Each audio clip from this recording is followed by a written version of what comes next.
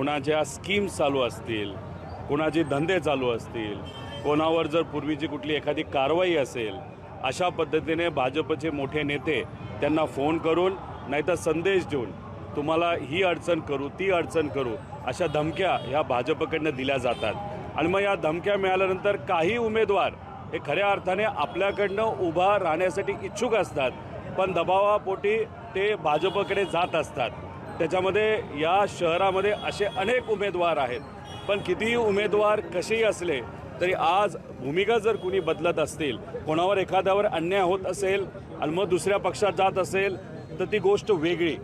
पण अचानक कार्यकर्त्यांना सोडून, पक्षांना सोडून जे उमेदवार त्यांच्यावर अवलंबून असतात या भागातला नेता म्हणून, तर अशा सर्व कार्यकर्त्याला सोडून नेता स्वतःचा विचार करत जर स्वार्थी विचार करत असेल तर हे लोकांना पटत नाही. आणि आपण ज्या वॉर्डामध्ये उभा आहोत 32-33 या भागामध्ये आपण जर बघितलं नाही तर पुणे शहरामध्ये सुद्धा बघितलं तर नक्कीच घड्याळ, त्याच्याचबरोबर तुतारी आणि मित्रपक्ष यांचा विजय आणि बहुतांश उमेदवार हे सर्व या 2-3 पक्षाचे निवडून येतील असा विश्वास आम्हा सगळ्यांना वाटतो. आरेतुऱ्याच्या भाषावर उतरलेत. कालच्या त्या गरुडाच्या विधानानंतर किंवा दादा म्हणाले की माझ्या वाकड्यात कोण शिरलं तर मी सोडत नाही, कायदा कानून आहे. आता महेश लांडगे म्हणतात की आरेतुरा उल्लेख करत आम्ही आता बांगड्या भरल्या नाहीत असं आव्हान दिले अजितदादा. एक तर बांगड्या भरल्या नाहीत म्हणजे कुठंतरी महिलांचा अपमान हे महेश लांडगे करतात असं आम्हाला वाटतं.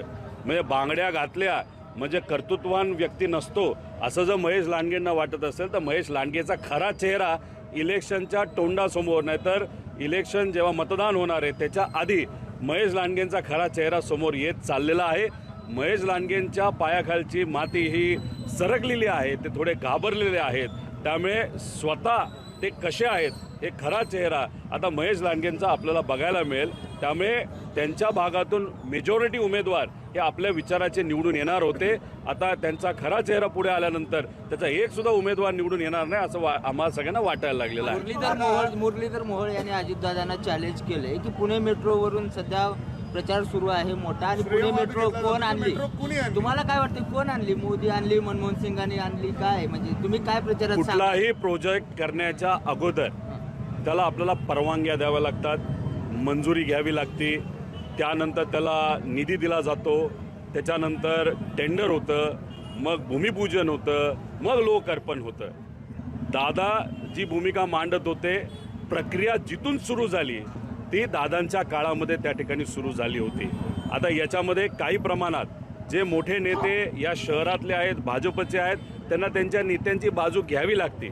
आता काल बोलत असताना कुठंतरी जेव्हा पासपोर्टचा एका गुंडाचा विषय हा दादांनी काढला तेव्हा कुठेतरी मुरली मोहोळ हे कुठेतरी चिडले आणि त्यांनी सांगितलं हिम्मत असेल तर समोरासमोर आपण बसूया. मला मुरली मोहोळांना सांगायचे दादांना कशाला चॅलेंज करतात, त्यांची उंची फार मोठी आहे. आपण एक काम करा, मी तुमच्याबरोबर चर्चा करायला तयार आहे. खरं कोण होतं, कोणामुळे त्या गुंडाला पासपोर्ट मिळाला हे मी तुम्हाला जास्त चांगल्या पद्धतीने सांगू शकतो. पण अजून एक गोष्ट, जैन हॉस्टेलच्या बाबतीत तुम्ही डायरेक्ट दिल्लीमध्ये तुमचा कॉन्टॅक्ट वाढवल्यामुळे, नाहीतर तुमचा कॉन्टॅक्ट डायरेक्ट दिल्लीपर्यंत असल्यामुळे तुमचा खरा गेम कुणी या महाराष्ट्रातल्या भाजपच्या नेत्यांनी केला हे सुद्धा त्या ठिकाणी मी तुम्हाला स्पष्टपणे लोकात नव्हे कानात नक्कीच त्या ठिकाणी मी सांगेन. भाजप असंही म्हणते कारभारी बदला म्हणतायत ते, पण 2017लाच कारभारी बदलून अजितदादांना म्हणजे लोकांनी निर्णय दिलेला आहे. आणि आता परत त्यांच्याच काळात जे आहे ते उड्डाणपुलं पाडले गेले, आमच्या काळात बांधले गेले. म्हणजे एकत्र सत्तेत असताना जे मुरलीधर मोहोळ दादाचे गोडवे गात होता ते अचानक एवढ्या खालच्या ह्याच्यावर कसं काय आले, काय वाटतं? काय की मुरली मोहोळांना असं वाटतं की या शहरामध्ये जर भाजपचे उमेदवार निवडून नाही आले तर पूर्णपणे खापर त्यांच्या डोक्यावर त्या ठिकाणी फोडलं जाईल. आणि तशी आज परिस्थिती दिसते. भाजप आज धोक्यात गेलेला आहे. त्यामुळे कुठंतरी मुरली भाऊ हे घाबरलेले आहेत असं आपल्याला म्हणावं लागेल. आणि घाबरल्यामुळे आज ते सातत्याने त्या ठिकाणी कुठंतरी भूमिका बदलतात असं आपल्याला म्हणावं लागेल. पण 17ला लोकांनी भाजपला निवडून दिलं असलं तरी भाजपने या शहरामध्ये कशा पद्धतीने कारभार केला हे लोकांनी फार जवळून बघितलेलं आहे. हे जे काही ट्रॅफिकचे आकडे मी तुम्हाला सांगितले, ॲक्सिडेंटचे आकडे सांगितले, भ्रष्टाचारचे आकडे सांगितले, हे गेल्या 5 ते 6 वर्षांमधले आहेत. त्यामुळे लोकांनी ह्या सगळ्या गोष्टी बघितल्यानंतर ज्या पद्धतीने पुणे शहराचा विकास व्हायला पाहिजे तो न झाल्यामुळे 100% कारभारी इथं असणारे सामान्य लोक हे बदलतील. अजितदादा त्यांचा पक्ष त्याच्याचबरोबर त्यांना साथ देणारा आमचा तुतारी हा पक्ष हे एकत्रित येऊन सत्ता ही नक्कीच आपल्या विचाराचं येईल असा आम्हाला विश्वास वाटतो. अजितदादा काल बोलताना असं म्हणाले की 2 राष्ट्रवादी एकत्र येण्यावरती जिल्हा परिषद निवडणुकीनंतर विचार करू. त्याला जोडूनच जयंत पाटील असं म्हणाले की 2 पवारांनी भाजपला उल्लू बनवले. पवारांनी खरंच भाजपला उल्लू बनवलंय का? बघा. 2 पवार एकत्र येतात, महापालिकेची निवडणूक लढवतात. दादा असं म्हणतात की जेडपी नंतर एकत्र येण्यावरती विचार करू. म्हणजे सगळं काही सुरळीत होण्यासाठी 2 राष्ट्रवादीचं हे सगळं झालं का, अशा पद्धतीची एक चर्चा सुरू झाली. एक तर जेव्हा आम्ही पुणे, पिंपरी चिंचवड इथं असणाऱ्या नागरिकांशी आणि कार्यकर्त्यांशी चर्चा केली, सर्वांचं हेच मत आलं की भाजपने वाताहात केलेली या दोन्ही शहरांची, भ्रष्टाचार मोठ्या प्रमाणात वाढलेला आहे. खऱ्या अर्थाने जो विकास व्हायला पाहिजे तो विकास न होता चेन करून कार्यकर्ते आणि बगलबच्चे जे भाजपचे मोठ्या नेत्यांचे आहेत त्यांनी फक्त पैसा ओरबाडला आणि खऱ्या अर्थाने विकास या शहराचा कुठेही त्या ठिकाणी झालेला नाही. म्हणून लोकांची भूमिका अशी होती की आपण वेगळं वेगळं लढलो तर त्याचा फायदा हा 100% भाजपला होऊ शकतो. त्यामुळे इथे असणारे पदाधिकारी कार्यकर्त्यांना विश्वासात घेत, लोकांना विश्वासात घेत एकत्रित येऊन भाजपला जो फायदा आम्ही वेगळं लढण्याचा त्या ठिकाणी होत होता तो मात्र त्या ठिकाणी आम्ही होऊन देणार नाही. आणि त्यामुळे पिंपरी चिंचवड आणि पुणे या दोन्ही शहरामध्ये विभाजन न झाल्यामुळे विजय हा नक्कीच आमच्या विचाराचा होईल असा आत्मविश्वास आम्हाला त्या ठिकाणी वाटतो. की 2 पवारांनी भाजपला उल्लू बनवलंय, खरंच उल्लू बनवलंय का? जयंत पाटील साहेबांनी काय स्टेटमेंट कुठं कसं दिलं हे मी ऐकलं नाही, त्याचा अर्थ मला त्या ठिकाणी कळलेला नाही. पण एक गोष्ट मात्र खरी आहे की महानगरपालिकेचं हे इलेक्शन झाल्यानंतर जिल्हा परिषदचं इलेक्शन आहे. जिल्हा परिषदच्या इलेक्शनमध्ये सुद्धा अशाच पद्धतीने तिथं असणाऱ्या जिल्ह्याच्या पदाधिकाऱ्यांना विश्वासात घेऊन हेच समीकरण जिल्हा परिषद आणि पंचायत समितीला आपल्याला बघता येईल. दोन्ही राष्ट्रवादी एकत्र लढतील जिल्हा परिषद सुद्धा. शहरामध्ये ज्या पद्धतीने सर्व पदाधिकाऱ्यांनी इच्छा व्यक्त केली असंच आम्ही जेव्हा ग्रामीण भागातल्या पदाधिकाऱ्यांशी बोलतोय, काही जिल्ह्यांमध्ये लोक सकारात्मक आहेत, दोघांनी एकत्रित लढलं पाहिजे, काही ठिकाणी लोक सकारात्मक नाहीत. त्यामुळे त्या जिल्ह्याचं समीकरण बघून बहुतांश ठिकाणी आम्ही एकत्रित लढू शकतो असं आता तरी कार्यकर्त्यांशी बोलल्यानंतर वाटतं. सध्या मूड बदललेलं दिसतंय. अजित दादांसोबत तुम्ही फिरताय, वातावरण जरा बदललेलं आहे तुमचं देखील. भविष्यात दोन्ही राष्ट्रवादी एकत्र येऊ शकतात का? तुम्हीच आरोप करत होते अजित दादांबरोबर, आता पुन्हा एकदा प्रचाराला एकत्र, स्टेजवर एकत्र, कुठली टीका होत नाही दादांवर. म्हणजे हे पावलं आता पुन्हा एकदा दोन्ही राष्ट्रवादी एकत्र येण्याकडे चाललं. तुम्ही जर बघितलं की पूर्वी सुद्धा जेव्हा मी प्रचार केलेला आहे, जेव्हा केव्हा मी बोललेलो आहे तेव्हा भाजपच्याच विरोधात बोललेलो आहे. महानगरपालिका आणि आपल्या या शहरामध्ये प्रचार करत असताना आता सुद्धा बीजेपीच्या विरोधात करत आहोत. राहिला प्रश्न मलिदाचा आणि मलिदा गँगचा, हा बारामती तालुक्याचा मुद्दा होता. त्यावेळेस तो त्या ठिकाणी आम्ही मुद्दा पुढे आणला होता.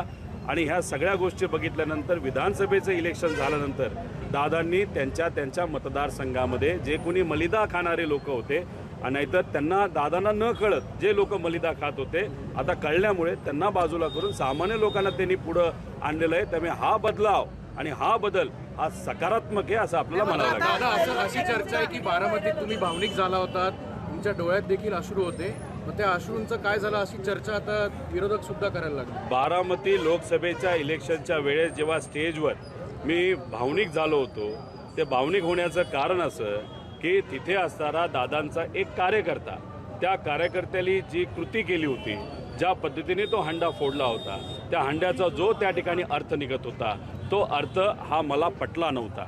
पण आज त्याच कार्यकर्त्याला अजितदादांकडनं संधी दिली गेली का? मला जे कळते की त्याला संधी दिली गेली नाही. त्यामुळे तो कार्यकर्त्याचा विषय होता. फक्त मी त्याचा अर्थ जो निघत होता त्यातून पवारसाहेबांचं वय आणि पवारसाहेबांची उंची बघून कुठंतरी भावनिक झालं. दादा, आता अशी एक चर्चा आहे जी राष्ट्रवादी फुटली किंवा अजित पवारांवरती आरोप करण्यात आला, आमदार घेऊन अजितदादांनी पवारांची राष्ट्रवादी फोडली, मग आता त्याला तुमचं समर्थन आहे असाच अर्थ जे आहे सगळ्या सोशल मीडियावरती किंवा समाज माध्यमांवरती चर्चेला जातो की अजित पवारांनी जी राष्ट्रवादी फोडली त्याला शरद पवारांच्या राष्ट्रवादीचं समर्थन होतं. जयंत पाटील असं म्हणाले की 2 पवारांनी भाजपला उल्लू बनवलं, मग त्याचा अर्थ काय घ्यायचा? नाही, त्याचा अर्थ मलाच समजलेला नाही, तो जरा मला समजून घ्यावा लागेल. तुमच्याशी बोलल्यानंतर जयंत पाटील साहेबांना मी फोन करतो, अर्थ काय हा जरा मी त्या ठिकाणी समजून घेतो. पण एक तुम्ही समजून घ्या की आता इथं मी जिथं उभा आहे 32 नंबरचा हा वॉर्ड आहे. इथं एक आमचा निष्ठावंत कार्यकर्ता जो तुतारीबरोबर विधानसभेला लोकसभेला राहिला, त्याला अजितदादांनी घड्याळ या पक्षावर नाही तर या चिन्हावर इथं संधी दिलेली आहे. तसं तुम्ही 33मध्ये गेला तर पूर्णपणे तुतारी आहे. तुम्ही जेव्हा हडपसर विधानसभा मतदारसंघामध्ये गेला तिथं जिथं दादांची ताकद होती तिथं त्यांनी सर्व जे चारीच्या चारी उमेदवार पॅनलचे ते तुतारीवर दिलेत.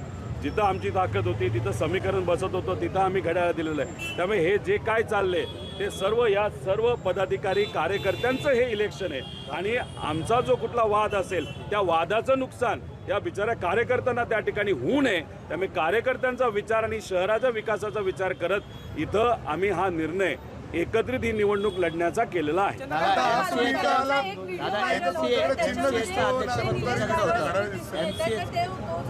खरं असेल तर त्यांना तुम्ही विचारणा करणार आहात का? अमोल बालवडकरांचा एक निलेश गायकवाडसोबतचा पार्टीमधला व्हिडिओ व्हायरल होतोय, त्याच्याबद्दल तुम्ही त्यांना काही विचारणा करणार आहात का? तो जर पडताळणी करणार आहात का? काही अमोल भाऊंशी नक्कीच त्या ठिकाणी मी बोलेल. पण भाजपचं कसं काम असतं मी तुम्हाला सांगतो की एक कोटा असतो, त्या कोट्यामध्ये सर्व गुंडांना एकत्रित केलं जातं आणि मग मोठे नेते भाजपचे जे आहेत त्याच्यातला कुठल्या गुंडाला कुठल्या कार्यकर्त्याच्या प्रचारासाठी कुठल्या नेत्याबरोबर त्या ठिकाणी पाठवायचं हे तिथं ठरवलं जातं. त्यामुळे अमोल बालवडकरांची मी बोलल्यानंतर नक्कीच मी चर्चा करेल, खोलात जाईल. पण कदाचित अमोल बालवडकरला सुद्धा माहिती नसावं त्यांच्या नेत्यांनी हा जो व्यक्ती महाशय पाठवलेला आहे तो कदाचित गुंड असू शकतो. नेत्यांनी सांगितलं आम्ही स्वीकारलं अशी भूमिका कदाचित अमोलची असू शकते. एमसीएचं अध्यक्षपद तुमच्याकडे होतं, त्याच्यामध्ये मोठा गैरव्यवहार झाल्याचा आरोप केदार जाधव यांनी केलेला आहे. तुम्ही अनधिकृतपणे मेंबरशिप तिथं करून घेतलेली होती असं त्यांचा आरोप आहे. तुम्हाला हे प्रकरण माहिती आहे का? नेमकं तुमची भूमिका काय आहे? अहो हे कोर्टात गेलेलं आहे, त्याच्यामुळे पूर्णपणे प्रक्रिया ही फॉलो केली गेलेली आहे. आज चर्चा झाली, 300-400 लोक आजच आम्ही त्याच्यामध्ये इन्कॉर्पोरेट केले असा विषय नाही आहे. त्याच्यामध्ये 1.5-2 वर्षामध्ये 2.5 वर्षामध्ये ज्या ज्या लोकांनी महाराष्ट्र क्रिकेट असोसिएशनचं नाव हे मोठं झाल्यानंतर मीडियाच्या माध्यमातून लोकांपर्यंत गेल्यानंतर आम्ही MPL WMPL वेगळे कार्यक्रम वर्ल्ड कपच्या मॅचेस घेतल्यानंतर महाराष्ट्र क्रिकेट असोसिएशनचं नाव लोकांना कळायला लागलं आणि ते कळल्यानंतर ज्या ज्या लोकांनी अप्लाय केलं त्या लोकांना आम्ही न्याय देण्याचा प्रयत्न केला. पण तो करत असताना पूर्वी यादी डायरेक्ट फायनल केली जात होती. आमच्या बाबतीत ती डायरेक्ट फायनल करण्यापेक्षा एका माजी जजला तिथं आम्ही नियुक्त केलं. त्या जजनी सर्व ते काय जे ॲप्लिकेशन आले होते त्याचा अभ्यास केला, 60-70 लोकांचं कॅन्सल केलं आणि मग अपेक्समध्ये ते आम्ही मंजूर करून AGMमध्ये मंजूर केलेलं आहे. सगळी प्रक्रिया आम्ही ती फॉलो केलेली आहे. पण झालं आहे की ह्याच्यात थोडंसं राजकारण आलेलं आहे. केदार जाधव चांगला बॅट्समन आहे. व्यक्तिगत जीवनामध्ये मी त्याच्याबद्दल काय बोलणार नाही, तो कसा आहे काय हे कदाचित लोक बऱ्यापैकी सांगू शकतील. विषय एवढाच आहे की ह्याच्यामध्ये काय मोठे बदल आम्ही जे केले ते पूर्वीच्या लोकांना पटले नाहीत, काही लोकांना पटले नाहीत. त्याच्यात काही संघटना अशा आहेत की छत्रपती शिवाजी महाराजांचा जो फोटो आहे रायगडच्या सिंहासनाचा तो आम्ही लोगो म्हणून लावल्यानंतर काही संघटनेला ते आवडलेलं नाही. पूर्वी आपण जर बघितलं तर तिथं एक वेगळा वाडा होता, तो वाडा आम्ही बाजूला काढला आणि शिवाजी महाराजांचं चित्र तिथं आणलं. संघटनेला ते आवडलेलं नाही, काही पक्षाला ते आवडलेलं नाही. आता केदार जाधव हे क्रिकेटर राहिलेले नाहीत, ते पक्षाचे प्रतिनिधी झालेले आहेत. तिनं खाकी पॅन्ट घालून पांढरे शर्ट घालून टोपी घालून त्यांनी तिथं पायदळ केलेली आहे. त्यामुळे त्या संघटनेला छत्रपती शिवाजी महाराजांचा फोटो लोगो म्हणून आवडला नसल्यामुळे संघटना आणि पार्टी त्यांच्या पाठीमागे भरपूर ताकदीने उभे आहेत. त्यामुळे क्रिकेटर म्हणून मी कधी त्यांच्या विरोधात केदारच्या बोलणार नाही. पण राजकारणात ते आज आलेले आहेत. आज मी काय बोलत नाही, पण टप्प्याटप्प्याने बरंच काय आपल्या सर्वांसमोर तिथे येणार आहे. पण मी एक सांगतो, क्रिकेटमध्ये कुठेही त्या ठिकाणी राजकारण हे केलेलं नाही. आम्ही ज्या पॅनलला पुढं केलेलं आहे त्यात सर्व पक्षाचे लोक तिथं आहेत. आणि राहिला प्रश्न लोकांना इनकॉर्पोरेट करण्याचा, गेल्या 15 वर्षामध्ये कुठल्याच लोकांना तिथं संधी दिली जात नव्हती. ती का दिली जात नव्हती? तर इलेक्शन सोपं जावं म्हणून. आम्ही लोकशाही मनामध्ये ठेवून अनेक लोकांना विविध जिल्ह्यातून त्या ठिकाणी संधी दिली, म्हणजे उद्या जाऊन आपल्या या महाराष्ट्र क्रिकेट असोसिएशनला मदत व्हावी या भूमिकेतून आम्ही लोकांना संधी दिली. ह्याच्यामध्ये वेगळं काही केलं नाही. पण येत्या टप्प्याटप्प्याने याच्यामध्ये खोला जाऊन मी नक्कीच आपल्या सर्वांना सांगेन. हे झालं पुणे आणि बाकीचं. मुंबईत काय झाले, भाजप शिवसेना एकत्र लढतीये, पण आता त्यांचेच कार्यकर्ते भाजपचे कार्यकर्ते ह्यांच्या विरोधात घोषणा द्यायला लागले की 50 खोके एकदम ओके. विरोधकांची स्पेस व्हिडिओ देखील व्हायरल होते. विरोधकांची स्पेस हेच खाऊन टाकतात मुंबईमध्ये. आता मुंबईमध्ये बरंच काय वेगळं त्या ठिकाणी होणार आहे. त्याच्यामध्ये जसं पुणे शहरामध्ये माझ्या अनुषंगाने भाजपचे जे निष्ठावंत कार्यकर्ते होते, जे अनेक वर्ष भाजपबरोबर त्या ठिकाणी राहिले होते, त्याच्यामध्ये त्यांना संधी मिळेल असं ते आत्मविश्वासात होते. पण अचानक शेवट जसं या इथं झालं की आमचे काही लोक त्यांनी त्या ठिकाणी घेतले आणि त्यांच्या निष्ठावंतांना मात्र वाऱ्यावर सोडलं, तसं मुंबईमध्ये सुद्धा बऱ्याच ठिकाणी त्या ठिकाणी झालेलं आहे. त्याच्यामध्ये एक खदखद आहे आणि कुठं ना कुठं तरी मुंबईमध्ये नाही तर इतर ठिकाणची ती भाजपच्या निष्ठावंत कार्यकर्त्याची खदखद या इलेक्शनमध्ये आपल्या सगळ्यांना जाणवेल. पण मुंबईमध्ये तुम्ही जर बघितलं, खोलात जाऊन अभ्यास केला, तर मुंबईमध्ये भाजपली एकनाथ शिंदे साहेबांच्या पक्षाला एकटं पाडलेलं आहे. रणनीती आपण जर बघितली तर मुद्दामून एकनाथ शिंदे साहेबांच्या पक्षाला हे उद्धव ठाकरे साहेब आणि मनसेच्या समोर भिडवण्याचं काम हे भाजपली केलेलं आहे. आणि दुसऱ्या बाजूला जिथं परप्रांतीय राहतात तिथं मात्र भाजपली तिकीट घेऊन आपल्याला फायदा 100% त्या ठिकाणी ह्या परप्रांतीयाच्या मताचा होईल अशा भूमिकेत असल्यामुळे भाजपच्या लोकांचं मत आहे की एकनाथ शिंदे साहेबांचे कुठलेच उमेदवार त्या ठिकाणी निवडून येणार नाही आणि सगळी सत्ता ही भाजपच्या हातामध्ये जाईल. त्या अनुषंगाने मित्र पक्षाला मारण्याचा, दाबण्याचा पूर्णपणे प्रयत्न भाजपली आमदारकीच्या आधी आणि लोकसभेच्या आधी सुरू केल्या असं स्पष्टपणे आपल्या सगळ्यांना म्हणावं लागेल. आता शेवटचा प्रश्न, तुम्ही दोन्ही राष्ट्रवादी एकत्र आला, पण फार उशिरा तुम्ही प्रचारामध्ये पुण्यामध्ये आलेला आहात. काल तुम्ही पिंपरीला होता, आज पुण्यात आलाय. दादा एकटेच लढतायत इथं दोन्ही बाजूला, दोन्ही राष्ट्रवादी. दादाकडे नेतृत्व दिलंय का तुम्ही? सुप्रिया सुळे पण अजून उतरलेला नाही, त्यांचा मतदारसंघ आहे. माझ्या अंदाजाने उद्या सकाळी जो जाहीरनामा संयुक्तिक असेल राष्ट्रवादी शरदचंद्र पवार आणि अजितदादांच्या पक्षाचा, तो सुप्रियाताईंच्या उपस्थितीमध्ये आणि दादांच्या उपस्थितीमध्ये उद्या हा जाहीर केला जाईल असं मला त्या ठिकाणी वाटतं. 6 तारखेपर्यंत माझं क्रिकेटचं इलेक्शन तिथं होतं. क्रिकेटमध्ये खरं तर मोठ्या नेत्यांनी लक्ष घालू नये. तिथं दुर्दैव असं काही जवळच्या काही लांबच्या लोकांनी लक्ष घातल्यामुळे तिथं थोडंसं गडबड ही काही प्रमाणात झाली. त्याच्यामध्ये मी अडकून पडलो होतो. पण आता जरा मोकळं झालेलो आहे की विषय कोर्टात गेलेला आहे, कोर्टात आम्ही लढू. आता मोकळं झालेलो आहे, बोलायलाही मोकळं झालेलो आहे आणि लढायलाही मोकळं झालेलो आहे. फक्त 2-3 महिने क्रिकेटच्या विषयामध्ये अडकून असल्यामुळे मी आपल्या सर्वांसमोर येत नाही. आता भाजपा जी आहे ती पुणे मेट्रो, नदी सुधार प्रकल्प असे मोठे प्रोजेक्ट सांगून स्थानिक प्रश्न टाळते. तुमचा पक्ष ते मांडणार आहे का? कारण स्थानिक निवडणुका असताना केंद्राचे प्रोजेक्ट सांगितले जातात, राज्याचे सांगितले जातात. महानगरपालिकेने काय केलं पुणेकरांसाठी हे सांगणार तुम्ही तरी ते दाखवा. ते सांगावं लागेल ना. टॅक्सचे विषय आहेत, ट्रॅफिकचे मुद्दे आहेत, त्याच्याचबरोबर पाणीपट्टी, पाणी वेळेवर येतं आहे का, स्वच्छ येतं आहे का, त्याच्याचबरोबर पार्किंगचे मुद्दे खूप मोठ्या प्रमाणात आहेत. ज्या महानगरपालिकेच्या शाळा आहेत त्या ज्या आपण डिजिटल तिथं करत आहोत, पिंपरी चिंचवडमध्ये त्याच्यामध्ये सुद्धा भ्रष्टाचार झालेले आहेत. हे सगळे मुद्दे अतिशय महत्त्वाचे आहेत. आता यांचं मत काय आहे? या सर्व नेत्यांचं 70,000 कोटी गेल्या 7 वर्षामध्ये आले. आता लोकच प्रश्न करायला लागले 70,000 कोटी गेले कुठं हे आता लोक शोधायला लागलेले आहेत. आणि त्याच्यामध्ये कुणी पैसा खाल्ला, मलिदा खाल्ला, ही सुद्धा लोकांची त्या ठिकाणी भूमिका आहे. त्यामुळे महानगरपालिकेमध्ये बोलत असताना महानगरपालिकेच्या माध्यमातून लोकांची सेवा तुम्ही कशी करणार आहात हे सांगण्याची जरूरत आहे. पण इथे ज्यांची सत्ता होती, जे स्थानिक भाजपचे नेते आहेत, त्यांनी काय केलं हे सांगण्याचा विषय नसल्यामुळे मग मोदी साहेबांचं नाव घे, देवेंद्र फडणवीस साहेबांचं नाव घे, म्हणजे स्वतः कुठेतरी कमी पडलो म्हणून मोठ्या जर नेत्यांची नावं घेऊन हे जर मतदान मागत असतील, त्याचा अर्थ स्थानिक भाजपचे नेते आणि महानगरपालिकेमध्ये ज्यांची सत्ता होती भाजपचे स्थानिक नेत्यांची, त्यांनी काहीच त्या ठिकाणी केलेलं नाही. म्हणून आधार हे मोदी साहेबांकडे आणि देवेंद्र फडणवीस साहेबांकडे त्या ठिकाणी ते बघत आहेत. याच्यावरूनच कळतं की स्थानिक भाजपचे नेते महानगरपालिकेमध्ये ज्यांनी कार्य केलेले हे टोटली हारलेले आहेत.